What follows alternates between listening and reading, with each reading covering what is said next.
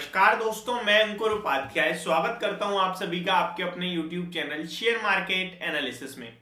दोस्तों, कल इस पूरे सेक्टर में हो सकती है बड़ी गिरावट और सबसे ज्यादा दुख की बात यह है कि आज ये सेक्टर सबसे ज्यादा मार्केट को लीड करते हुए दिखाता। कौन सा है सेक्टर और क्यों मैं ऐसा कह रहा हूं, कौन से स्टॉक्स आपको रडार पे रखने चाहिए, इन सब की डिटेल्स देने वाला हूं आपको आज की इस वीडियो में। तो चलिए स्टार्ट करते हैं बिना किसी देरी के।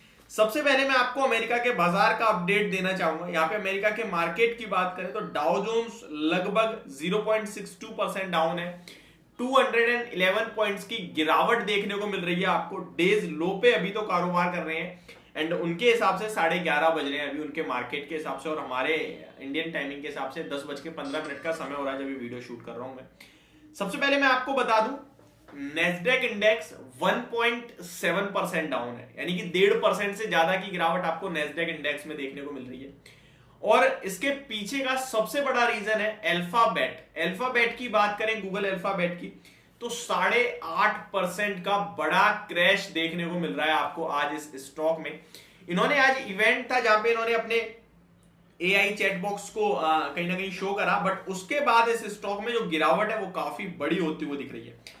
पूरे के पूरे अगर अमेरिका के यूएस मार्केट्स की बात करें तो काफी नेगेटिव माहौल दिख रहा है। Dow Jones 211 points down, Nasdaq index 200 points down, 1.6% से ज्यादा की गिरावट। S&P 500 में ऑलमोस्ट 1% की गिरावट है। रसल 2000 1.3% डाउन है।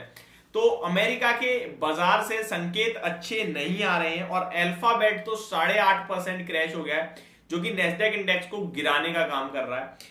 वहीं बात करें कि हमारे भारतीय बाजार के हिसाब से कौन से सेक्टर में गिरावट हो सकती है, तो वो सेक्टर है IT sector.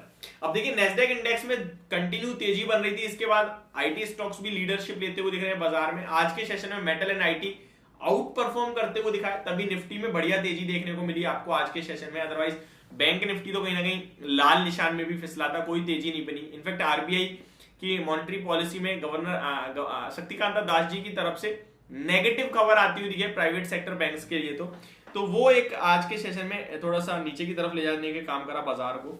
Overall IT stocks की बात करें तो एडीआर तो ठीक दिख रहे हैं। अगर इन्फोसिस की एडीआर की बात करें तो 0.58% ऊपर ही दिख रहा है। विप्रो की एडीआर की बात करें तो फ्लैट दिख रहा है, बट मुझे लगता है कल के सेशन में इन स्टॉक्स में आपको गिरावट देखने को मिल सकती है।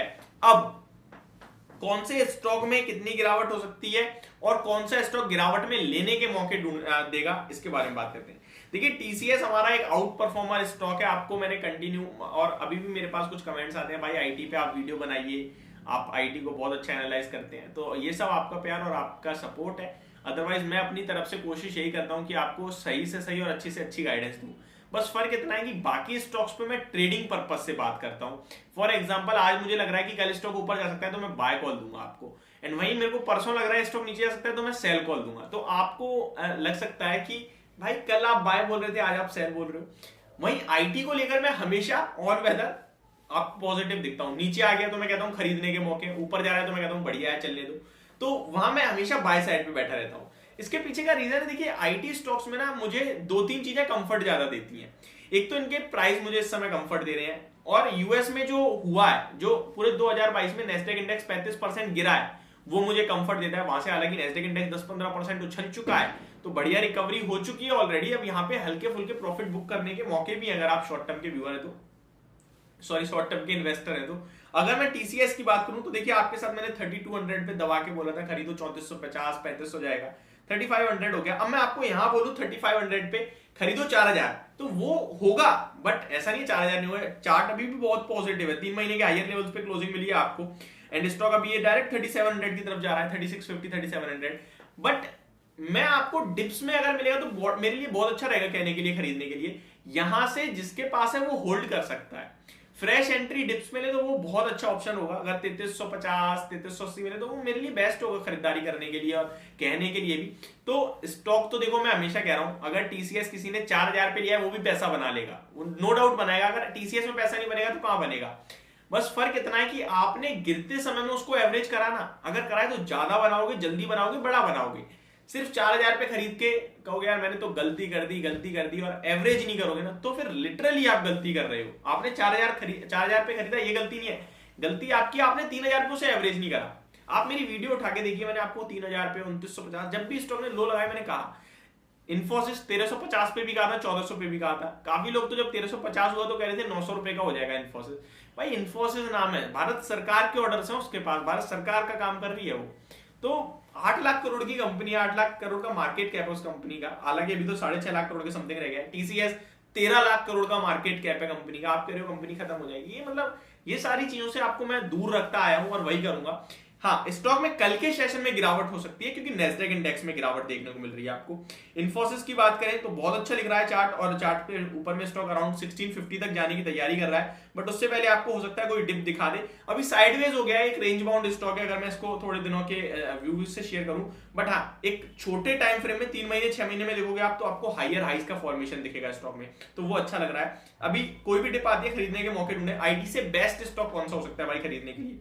तो देखिए Wipro, HCL tech, tech Mahindra, Infosys और टीसीएस टॉप पिक है। 5 लार्ज कैप आईटी, पांचों टॉप पिक है। आपके पास जो है उसी के साथ बने रहे।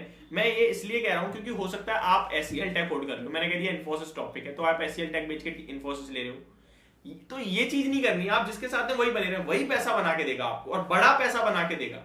बट शिफ्टिंग में कोई मजा नहीं है। अब आप लार्ज कैप स्टॉक में हो, उसी की फील्ड में सेम दूसरा स्टॉक खरीद ले रहे हो, ट्रेडिंग और दे रहे हो, ब्रोकरेज की जेब, ब्रोकर की जेब भर रहे हो, इससे अच्छा बने रहो। ये मेरी राय होगी आप सभी के लिए। होप आपको वीडियो समझ में आई होगी। Thank you so much for watching this video. Good night guys.